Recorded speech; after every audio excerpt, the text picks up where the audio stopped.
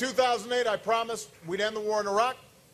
We've ended it. I was able to keep my promise and end the war in Iraq. In 2008, I promised we would end the war in Iraq, and we've ended it. The war in Iraq is over. The war in Iraq is over. From ending the war in Iraq. That's why I ended the war in Iraq. For the first time in 9 years, there are no Americans fighting in Iraq.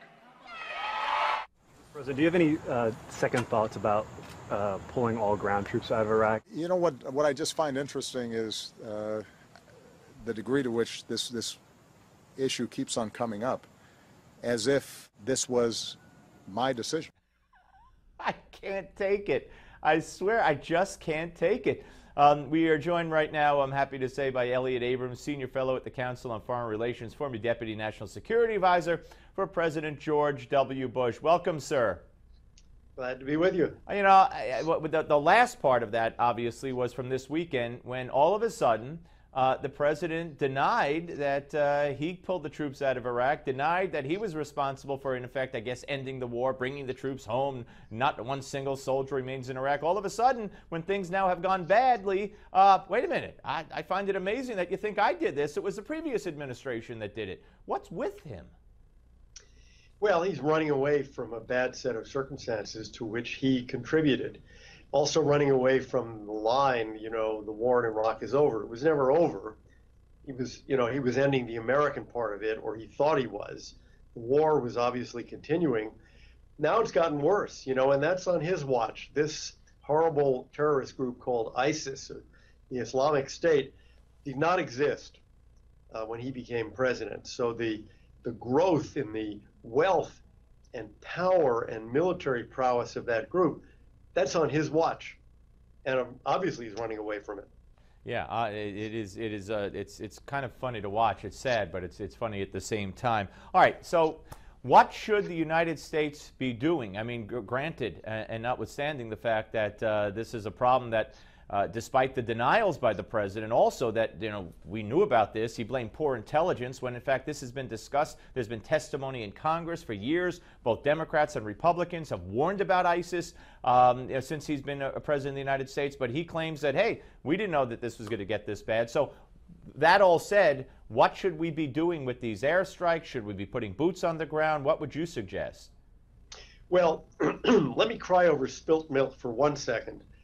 This didn't have to happen. And I think actually Hillary Clinton is right in noticing that Clinton, Bob Gates when he was Secretary of Defense, Leon Panetta, another Democrat when he was Secretary of Defense, General Petraeus, all suggested that we help the rebels in Syria because they were fighting these ISIS guys. We didn't help them. So ISIS grows and grows and grows. Now it's a huge problem. I think the first thing that's obvious is we should be helping the Kurds. I mean, this is a group that is competent, and it's pro-American, and they want to fight ISIS. So now, according to today's news, you know, we're starting the flow of weaponry to the Kurds to let them fight better and more successfully. We should have been doing that for a while. We should make sure that the weapons flow now is significant. They know how to fight. They know how to use these weapons. They've been fighting for years, for decades. So helping the Kurds is a critical part of this. And I think the airstrikes are. And my question, and I don't see the intelligence obviously, is, you know, what's the purpose of the airstrikes and are we doing enough? I don't think there's anything wrong in saying, you know, we're not going to send guys in on the ground. We're going to do this from the air. But we have to do enough to really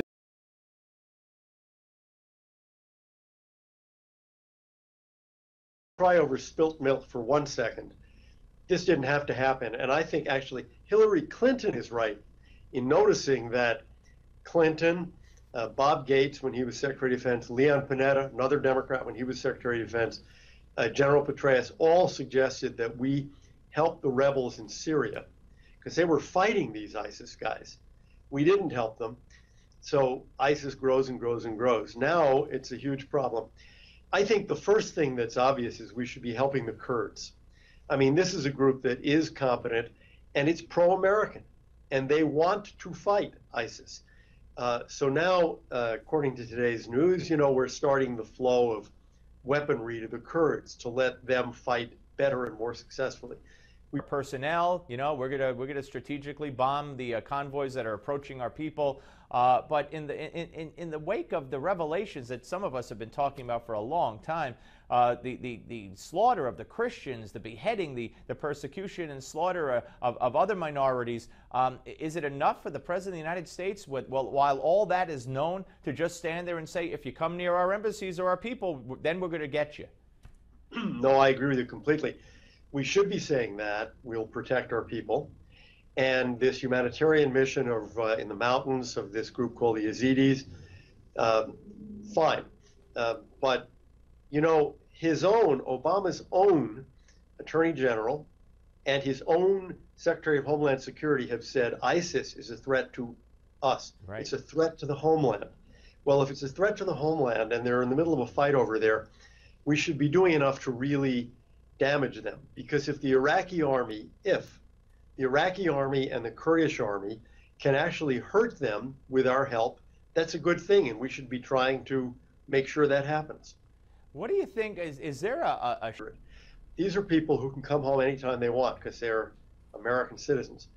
Now, some of them will come home disillusioned, but some of them will come home ready to commit acts of terrorism. So, you know, we've got to do a lot of police work. We've got to make sure we find out as best we can who are these people, who's over there, which means working with communities, working with parents who are worried about this, exchanging information with the Iraqis, Jordanians, Syrians, Syrian rebels, that is, the British, the French, anybody who's got information, because we are all at risk from these guys coming home to continue the war. It's a real danger. And again, you know, you don't have to take it from me. Obama's own Attorney General and Secretary of Homeland Security have said we are at risk. What do you make, one final question, of al-Maliki fighting to stay? The president came out yesterday in support of the new prime minister designate. What's your take on al-Maliki? I got to tell you, when he became prime minister, when he was almost prime minister and then early on in the Bush administration, I remember the discussions in the White House. People say, oh, Maliki's so weak. You know, the problem with Maliki is he'll never last. He'll never be able to stay in power. Well, fast forward years and years to 2014. There he is. I think the sooner he goes, the better, because he really is an obstacle now to getting any kind of cooperation in Baghdad against the people like ISIS that we should all be fighting together. And what we got a minute left. Obviously, Israel and Hamas will never agree on terms. What's going to happen here in the near term? I mean, is the ceasefire going to be over? Are there going to be more rockets lobbed into Israel? Because you know, Hamas thinks they put on a suit and a tie and they're statesmen all of a sudden and they can make demands.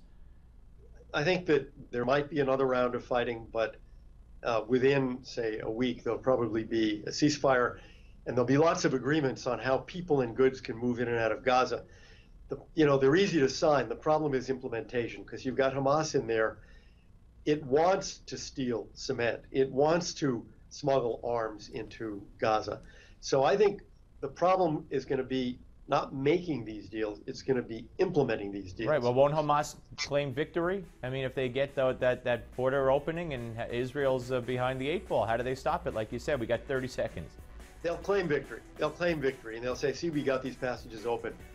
Watch this, though, over the next 6 months, say, because I think you'll find both Israel and Egypt are serious and are going to be tough about what goes in there. Gotcha. Elliott, so we'll see. Great to talk to you, sir. Thank you very much. My pleasure. Elliott Abrams, ladies and gentlemen, Senior Fellow at the Council on Foreign Relations. Up next, Give Me 5, right here. Don't go away.